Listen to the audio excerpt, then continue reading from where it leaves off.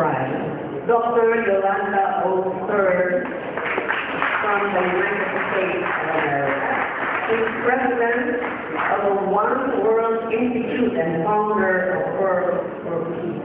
This reading her biodata really impressed us very much, and we're very proud to be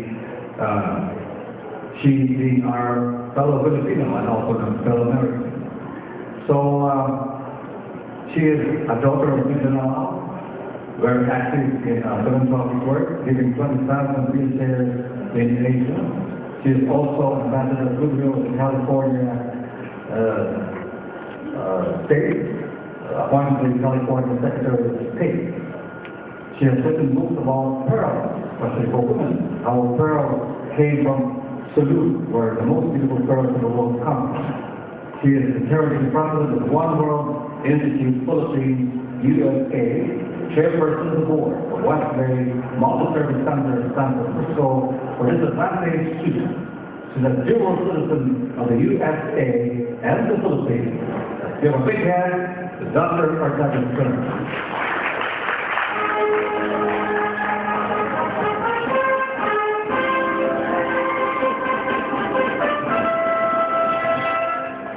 Buenas noches, magandang gabi. Salamat alaikum. I'm a child of Mindanao, born after the war. My mother was very young when she had me. She didn't have enough milk to feed me. But in this little town where I grew up, I had many mothers and many fathers. I collected superstitions from every country I visited. And in this town, there is a superstition that if a mother feeds many babies, one of the babies would suck out all the intelligence of the other babies. Until today, when I go home to visit this little town, the mother's souls come to me and say, you sucked out all the intelligence out of our kids. And it's funny about superstitions, but when you really want to understand people, you have to understand the superstitions wherever you go. Went to my great uncle's mosque. American poet Robert Frost. Men work together, whether they work together or apart. Good night. Yes, sir. Truly a woman of peace. Last but not the least, our laureate awardee came also crossing the Pacific, also coming from the eastern seaboard of the United States. Ladies and gentlemen, let's welcome Senator Emmanuel Jones of the United States of America. Senator Jones is from Atlanta, Georgia. Senator Jones is not only a politician, he is also a businessman par excellence. So, with all the travel here, this is his second time to be in this country. Among other countries, this is his favorite country because he works for peace. He was a lead delegate that traveled to Mindanao and spoke with the panelists and interacted with officials and NGOs who are promoting peace initiatives throughout Asia. He is the owner of one of the largest African-American-owned businesses in the United States. Ladies and gentlemen, let's welcome Senator Emmanuel Jones of the United States of America.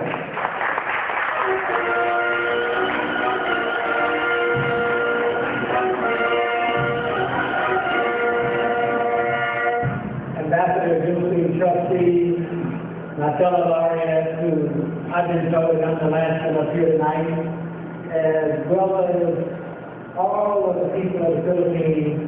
I don't want to leave here without saying thank you for this award, thank you for this recognition, and more importantly, thank you for this honor. My wife and I hail from the great state of Georgia, home of the Reverend Dr. Martin King Jr., who is one of the most respected civil rights leaders in the world. And I remember two statements saying from Dr. King and something that I've lived my life by. Dr. King said that an unjust law is not a law. He went on to say that injustice anywhere is a threat to justice everywhere. When I think about my service in the great state of Georgia and the United States of America, as an elected official and as a business person, I can't help but to think about laws that are on our books that are unjust, laws that are on our books that impede the progress of peace. And I'm not talking about peace in the rural areas, but more importantly, I'm talking about peace in our inner cities within the borders of the United States of America. It is a great country. Thank you. Thank you very much, Senator Emmanuel Jones of Atlanta, Georgia. We would like to acknowledge other grants who are here, Ms. Ruby Chong-Han, who's the Peace Prize, Jeremy Coffey, all the Deputy Director or Director for Police Community Relations. And she is still here, is helping us a lot, whether it's staff of the community relations, supplying us with all the things that we need, and also inviting the members of the press. We also would like to acknowledge the list of reporters who covered tonight's press conference. I'm sure that they are going to watch these materials gathered from the various speeches. As media personalities ourselves, we know that with all your talks, our beloved awardees, you have given us so much influence to make this world a better place to live in. So we would like to acknowledge the members of the press who are here tonight, some of them coming from other countries to cover this for their own respective radio, television, and print networks. We first of all acknowledge Ms. Sue Manuel of BCME Manila. Let's give her a big hand over there. Mr. Alvin Balcazar of the National Broadcasting Network, Channel 4. Mr. Nars Bonito, Mr. Greg Garcia of Color Television, J. Raquel Bob, Rocky General, DJ Yap of the Philippine Quarter, Aaron DeFranco of the Manila Philippines, Abby Paul, TV5 Online, Joy Campos, Philippine Star, Karen and Falcon of the Philippine Navy Power.net, Emmanuel Supas of the Manila Shimbun, Raymond Africa of the Malaya newspaper, Donald Castro of ABS-CBN, Ariel Howe, Dario Takiwa, Anthony Barber, Remate Online News, Zayda Reyes of the People's Tonight, Amian Tapilio of Abanda Tonight, Ray Mamogay of Radio Mindanao Network, Mark Aviada of Police Files, Mr. Ruben Cunha of the Manila Mail, San Francisco, is also the President and Publisher of the Philippine Headline, Sacramento, and California. Will you please stand to your college? So I'm sure it will be on television tonight, the late news. The television and radio TV host of the Philippine Government Broadcast Network, Ms. Beth Raimundo, is over there. Danny Tayo of Millicent Productions, and also the chairman of the Manila U.S. Times. Danny is over there, and of course, it was covered on television by our dear friend and host, our beautiful friend, Ms. Marisa Del Mar.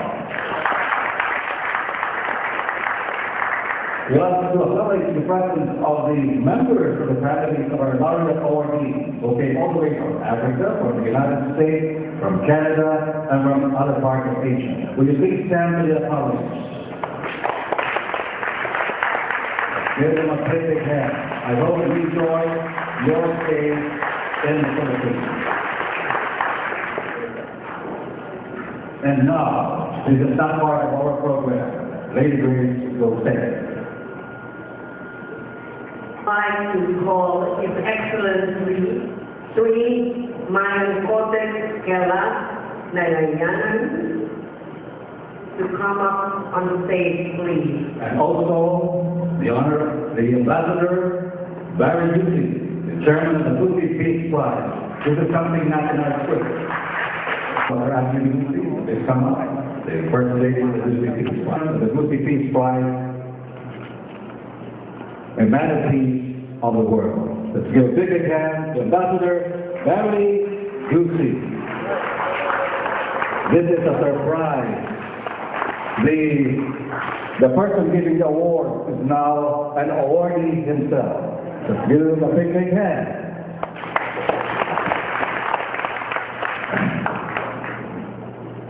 A little while ago, I felt humbled at being selected for the GUSI Peace Prize. In the course of the evening, we've heard how every laureate spoke eloquently about the role and the activities of the GUSI Peace Foundation in progressing and furthering the cause of peace. I think there is nothing more that one can do than to advance the cause of peace. In that program, in that sphere, I think all of us who are present here agree that the GUSI Peace Foundation, and more importantly, Ambassador GUSI and Mrs. Evelyn GUSI and the team that supports them have done far more for the cause of peace than many, many world leaders and many, many others. I think this is what I brought from India. This is a very, very small tribute for a great couple and a great team. It is a replica of the house that I live in. It's a palace. It's a palace from which the Raj ruled India for half a century before it was transferred to England. But nothing that is written here or seen here reflects the cause that the GUSI Foundation has progressed. So if I might, I say that it's not only a small gift from me, the government of West Bengal, the people of India, but I believe from each one of you who have been laureates and have come here to thank the GUSI Foundation and Ambassador GUSI, Evelyn GUSI. Thank you very much. Thank you very much, This is a trust that Ambassador and Mrs. Mary GUSI will treasure. And now I recall on the 18th laureate awardee, so please come on stage for a picture taking. This will be for television. Joining us will be Erica Kay. Maybe I have the 18 laureates, so please come on stage. All the 18 laureates.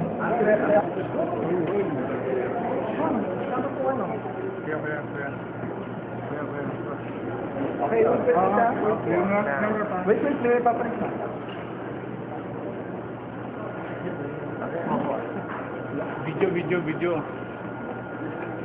Wait. Guys, stand back.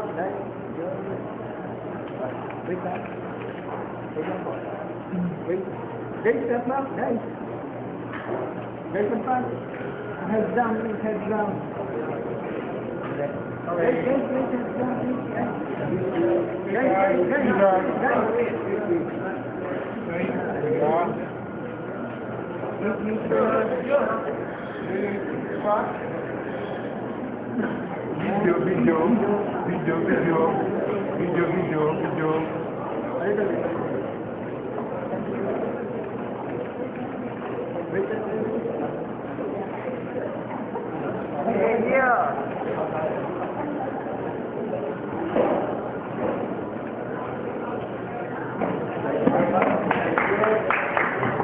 Thank you very much.